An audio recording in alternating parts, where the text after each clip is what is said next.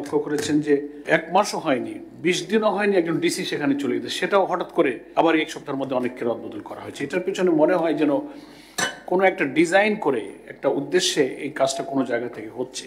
তো after declaration of schedule আমরা যেটা জানি, ইলেকশন কমিশনের আওতায় আসবে অনেক এখতিয়ার এবং দায়িত্ব, প্রশাসনের রদবদল ইত্যাদি।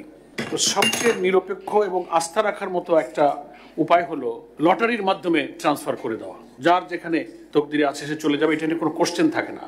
কিন্তু আমরা যখন এটা কথা আমরা মাননীয় প্রধান উপদেষ্টার সাথে এই বিষয়ে কথা বলেছিলাম যে আপনারা এরকম করেন, কোশ্চেন থাকবে না। তো সেখানে ওনার বক্তব্যে বোঝা গেল, পরিষ্কার না করলে আমরা বুঝতে পেলাম যে কোনোভাবে কোনো জায়গা থেকে কেউ এটা শুরু করেছে। সেটা কি কোনো প্ল্যান কেউ করছেন, কেউ জানছেন কি জানছেন না, একেবারে কিছুটা অস্পষ্ট কথা ওনার থেকে বোঝা যায়। তো আমরা তো আর নির্বাচন কমিশনই হচ্ছে নির্বাচনকে সুষ্ঠু নিরপেক্ষ করবার জন্য তফসিল ঘোষণার পর আমাদের একমাত্র আস্থার জায়গা। সেখানে আমরা একটু আপনাদের দৃষ্টি আকর্ষণ করলাম যে একটা চেঞ্জ। আমরা ইতিপূর্বে 2-1টা ইলেকশন কমিশনের সময় দেখেছি যে তফসিল ঘোষণার পরই একদিনে এক রাতে সব ডিসি, এসপি, পুলিশ সুপারদেরকে রদবদলের ঘটনা ঘটেছে, যাতে কিন্তু আস্থা রেখেছে, কমপ্লেন ছিল না।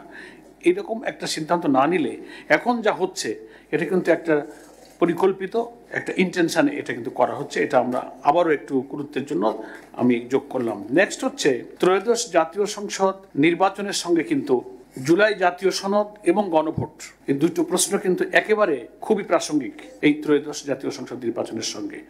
কিন্তু আপনাদের এই আচরণ বিধিতে ইভেন গতকালকে আপনারা প্রবাসীদের ভোটের ব্যাপারে যে প্রেজেন্টেশন করলেন, এটা পরিষ্কার হয়নি। সেটা হচ্ছে যে একই দিনে গণভোট আর জাতীয় নির্বাচনের ঘোষণা প্রধান উপদেষ্টার ভাষণে এসেছে, গেজেটও সেটা এসছে। যদি আমরা দল হিসেবে জামাত ইসলামী সহ কেউ আমরা আগের কিছু যুক্তির কারণে বলেছিলাম যে আমরা গণভোটটা আগে হওয়া উচিত, জুলাই সনদে কি কি সংস্কার হতে যাচ্ছে, কোনটায় ভোটাররা হা বলবে না বলবে, সে যদি আগে থেকে তার মাইন্ডসেট করতে না পারে, বুঝতে না পারে বিদ্যমান রাষ্ট্র কাঠামোর কি কি পরিবর্তন হলো, কোনটায় আমি হা বলবো, সে যদি বুঝতে না পারে তো হা কি বলবে না কি বলবে, তো একই দিনে 2টা ভোট হলে সে তো বুঝতে পারবে না। তো যাই হোক, আমরা এ দাবি এসব যুক্তি পেশ করেছিলাম, কিন্তু ঘোষণা করার পরেও কিন্তু আপনাদের এই আচরণ বিধিতে গতকালকেও এটা আমরা দেখতে পেলাম না যে প্রবাসীরা ভোট দেবে, সব সিস্টেম বললেন। তাহলে গণভোটে সে কিভাবে ভোট দেবে? গণভোটের ব্যাপারে প্রবাসীদের ভোটের তাদের তো ব্যালট আলাদা, সিস্টেম আলাদা, একই সিস্টেমে কিভাবে তারা ঢুকবে? তারপর হচ্ছে যে জুলাই সনদের যে সাবজেক্টগুলো ন্যাশনাল কনসেনসাস কমিশনে একমত হয়ে যেটা ভোটে যাচ্ছে, এটাকে তো জাতিকে জানানোর জন্য পাবলিক করতে হবে। এটাকে ইলেকশন কমিশন তার ওয়েবসাইটে দেবেন, প্রচারপত্র, পুস্তিকা, পাবলিকেশন, পাবলিসিটি করবেন, সে সম্পর্কে কিন্তু কিছু আসেনি। জনগণ যে যারা চাইবে তারা হা বলবে, তো তাকে তো বুঝতে হবে স্বল্প শিক্ষিত কম শিক্ষিত ভোটারকে এই জুলাই সনদটা কে ম্যাচিউর করবে, কে লার্নেট করবে, এটা একটা প্রশ্ন। এই দায়িত্বটা তো নির্বাচন কমিশনের আছে।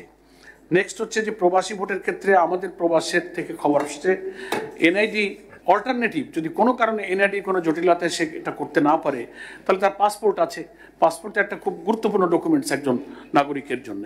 আমরা আগেও বলেছি যে যদি কোনো কারণে এনআইডি কোনো জটিলতার কারণে সে রেডি হতে না পারে, তো তার অল্টারনেটিভ পাসপোর্টের মধ্য দিয়ে সে এখানে ভোটার রেজিস্ট্রেশন করতে পারে কিনা, এ বিষয়ে গতকালকেও কোনো আলোচনায় আসেনি।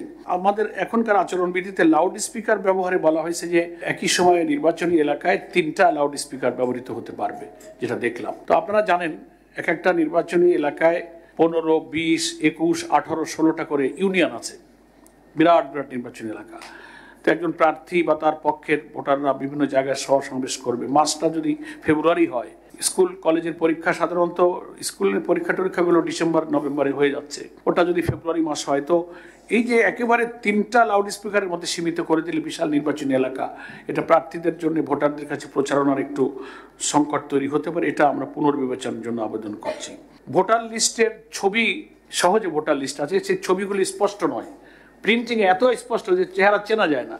এটা আমরা জামাত ইসলামের পক্ষ থেকে আপনাদের সঙ্গে যখন ফর্মালি দেখা করে গেলাম, রিটেন 18টা দফায় আমরা পরামর্শ দিই, তার মধ্যে এটা একটা ছিল যে ভোটার লিস্টের ছাপা ছবিগুলো স্পষ্ট হতে হবে।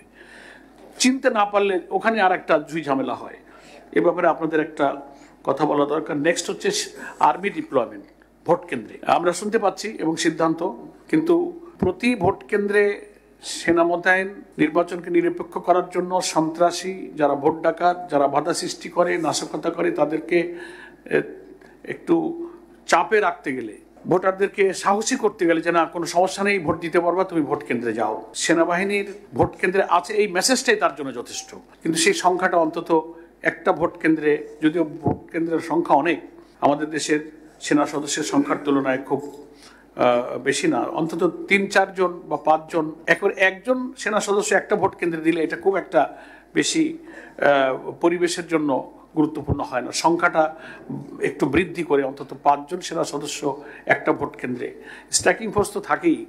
এ ব্যাপারে আপনাদের কোনো সুনির্দিষ্ট পরিকল্পনা সেনাবাহিনীর সাথে আলোচনা নিশ্চয়ই হয়েছে বা হবে, যদি কিছু আমাদের জানবার মতো থাকে আপনারা এটা একটু জানাবেন। আর অঙ্গীকারনামার প্রশ্নে একটা হচ্ছে দলের অঙ্গীকারনামা আর একটা হচ্ছে প্রার্থীর অঙ্গীকারনামা, তফসিলে যেটা দেখলাম। তো দলের অঙ্গীকারনামাটা তো দল দিবে, দলের পার্টি চিফ বা পার্টির পক্ষ থেকে সমমর্যাদার, সেটা ইলেকশন কমিশনে দিবে, প্রার্থী রিটার্নিং অফিসার বা সহকারী রিটার্নিং অফিসারের কাছে দিবে। ওই দলের অঙ্গীকারনামার জমা দেওয়ার বিধান যেখানে বলা হচ্ছে, সুনির্দিষ্ট করে বলা হচ্ছে না নির্বাচন কমিশনে দেবেন, তো এটা কি বলা হচ্ছে যে মনোনয়ন জমার দিনে বা সময়ে? তো মনোনয়ন জমা তো দেবে প্রার্থীরা স্ব জায়গায় রিটার্নিং অফিসার, কিন্তু দল তখন অঙ্গীকারনামাটা কোথায় জমা দিবে? সে তো আর লোকাল ইলেকশন এরিয়াতে যাবে না, সে কি ঢাকার ইলেকশন কমিশন অফিসের দলের অঙ্গীকারনামাটা পার্টি চিফ বা তার পক্ষে কেউ দিবেন? এটা একটু সুস্পষ্ট করা দরকার আর কি।